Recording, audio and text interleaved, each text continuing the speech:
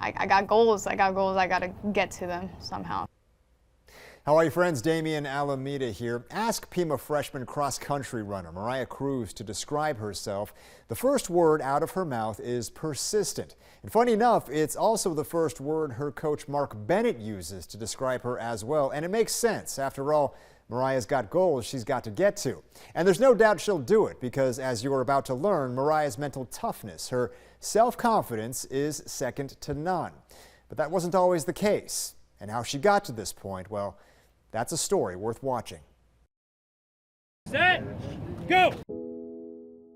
First mile is always the worst for me because my body's just barely warming up, it's getting loose. Third to fifth mile is just like runner's high. You don't feel pain, you're not really paying attention to like your body. It's just a feeling of goodness.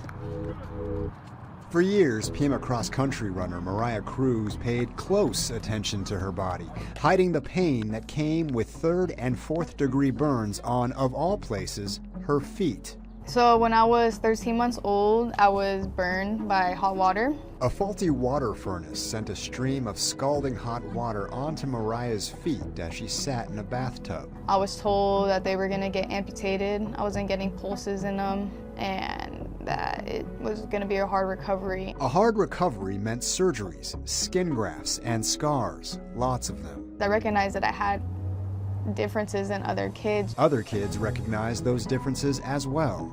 I had someone stomp on my feet, I had people calling me names. I would always have socks on. If I was wearing sandals, I had socks on, you know, I hid it. But while she stored her pain beneath those socks, Mariah found a way to channel her emotions and leave her tormentors behind. You know, kids, we race at recess, and I was getting those kids, you know, I was beating them. Mariah's elementary gym teacher noticed and pushed her into track. By middle school, she discovered a talent for cross-country. By high school, she was flying. As a Mountain View senior, Mariah medaled in all her invitationals, setting personal records almost every meet. She was just so aggressive in the race. She was putting herself in the mix and just running hard. I could see it in her face that she was determined to run hard. Wait, Coach, what are we running again? I think 400, 200. Pima head coach Mark Bennett offered Mariah a scholarship. The opportunity meant she had to confront the secret she'd yet to share with even her teammates. I finally came to terms that I needed to do something about the pain I was feeling. Coming to terms meant addressing some constricting scarring and correcting a dislocated toe she'd been running on for years. 3 days after finishing a stellar senior season in the state meet, Mariah underwent another surgery.